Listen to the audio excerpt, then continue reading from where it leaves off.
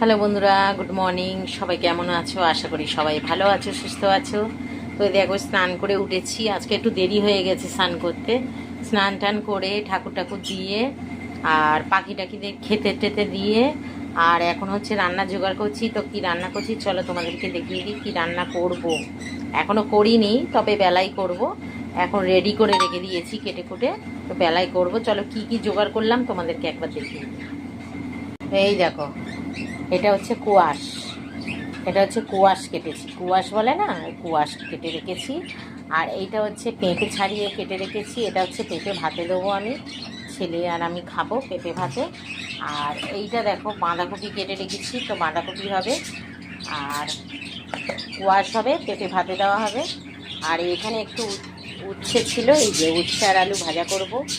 আর এখানে রয়েছে পেঁয়াজ, টমেটো, পেঁয়াজকালি, আর এটা হচ্ছে শশাটা ছাড়িয়ে রেখেছি যেহেতু দুপুরবেলা খাওয়া হবে। আর পেঁয়াজকালি দিয়ে আর এই কোয়াশটা দিয়ে চিংড়ি মাছ দিয়ে করবো এটা। আর এখন করেছি এখন করেছি এই যে ডিম সিদ্ধ। এটা আমার বোনঝি পাঠিয়েছে, ওদের মুরগি আছে, ও বোনঝি পাঠিয়েছে। ডিম সিদ্ধ করেছি, ছেলে উঠে খাবে। আর এখানে হচ্ছে ছেলের জন্য ভাত করা হয়ে গেছে।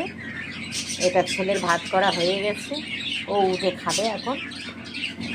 তো এই হচ্ছে বন্ধুরা রান্নার জোগাড়। এইখানে দেখো, এই দাঁড়া, এই যে বাঁধাকপি করবো, এই যে মাছের মাথা বার করে রেখেছি, বাঁধাকপি দিয়ে করব মাছের মাথা।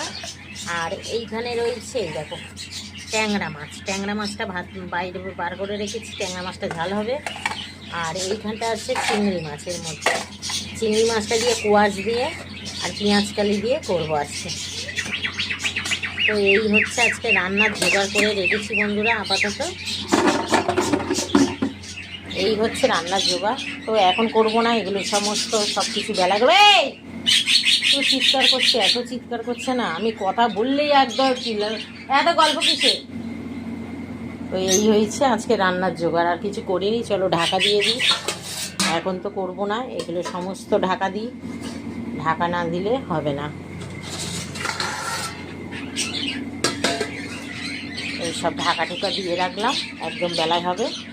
তো চলো বন্ধুরা, দুপুরবেলা কি রান্না হবে না হবে সব কিছু তোমাদের সাথে শেয়ার করব, দেখাবো। আর আপাতত এখন আমি ছেলের জন্য, এই যে ছেলে যে ভাত খাবে উঠে, ডিম সিদ্ধ তো দিয়েছি, ভাত দিয়ে তো আর ডিম সিদ্ধ খাওয়া যায় না।